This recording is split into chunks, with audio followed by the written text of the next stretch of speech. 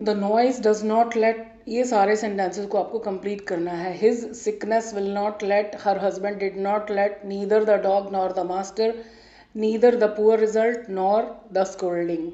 सो आपको अगर ये पैटर्न्स मालूम है तो अपने आप कीजिए, नहीं मालूम तो आंसर्स देखिए, और डिटेल में समझना चाहते हैं तो लॉन्ग वीडियोस को देखिएगा। The noise does not let, let का मतलब होता है अलाउ, तो नॉइज जो है वो नहीं करने देता है, किसको नहीं करने देता है? द पीस एंड ट्रैंक्विलिटी, मतलब शांति और खामोशी को, बी रिस्टोर्ड मतलब वापस नहीं आने देता है, शोर जो है शांति और खामोशी को वापस नहीं आने देता है। अब लेट के बाद क्या होता है? ऑब्जेक्ट आता है, उसके बाद या तो एक्टिव वॉइस है या पैसिव वॉइस है। अब ये पैसिव वॉइस है क्योंकि इन दोनों ने ये काम नहीं करना, इनको रिस्टोर किया जाना है। इस वर्ब का कनेक्शन इस ऑब्जेक्ट से होता है कि या तो ये काम इसने करना है या इसके साथ होना है। अगर इसके साथ होना है तो ये फिर पैसिव वॉइस है, तो passive voice be plus third form. His sickness will not let, oh यहाँ पर एक मिस्टेक कर दी मैंने।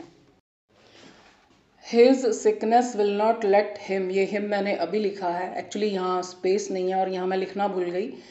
सो उसकी बीमारी, उसकी अस्वस्थता नहीं करने देगी, किसको? उसको। क्या नहीं करने देगी? Makeup the loss of his study. Makeup the loss मतलब नुकसान की भरपाई करना, तो उसकी पढ़ाई का जो नुकसान हो गया उसकी भरपाई नहीं करने देगी। अब आप देखो, हिम के बाद जो काम है उसी ने करना था, मतलब नुकसान की भरपाई उसी ने करनी थी, तो ये एक्टिव वॉइस है। तो यहाँ पर ये पैसिव वॉइस था, ये एक्टिव वॉइस है। दोनों ही केसेस में ध्यान रखना कि इस वर्ब से पहले टू नहीं लगना चाहिए, और ये अक्सर ये गलती मैंने देखा स्टूडेंट्स कर देते हैं। हर हस्बैंड डिड नॉट लेट हर, मतलब उसके हस्बैंड ने नहीं करने दिया, किसको? उसको। क्या नहीं करने दिया? हमेशा first form.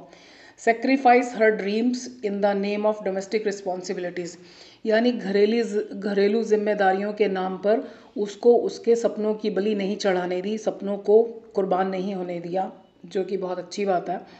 Neither the dog nor the master, अब ये नीदर नॉर मतलब दो सब्जेक्ट हैं हमारे पास, लेकिन वर्ब लास्ट वाले के अकॉर्डिंग आएगा। Could smell the danger lurking ahead, कि वो उस खतरे को नहीं सूंघ सके जो लर्किंग अहेड, आगे मंडराते हुए खतरे को नहीं सूंघ सके, भांप सके। Neither the poor result nor the scolding made any difference, ये भी दो सब्जेक्ट्स हैं। ना तो खराब रिजल्ट ने और ना ही डांट फटकार ने मेड एनी डिफरेंस, कोई फ़र्क डाला, किसको? टू द बॉय, उस लड़के को। कौन सा लड़का? Deeply passionate about learning music, जो संगीत सीखने के बारे में बहुत ज़्यादा पैशनेट था, बहुत ज़्यादा जैसे दीवाना था। तो इन चीज़ों का उसके ऊपर कोई असर नहीं हुआ क्योंकि उसका पैशन बहुत स्ट्रॉन्ग था।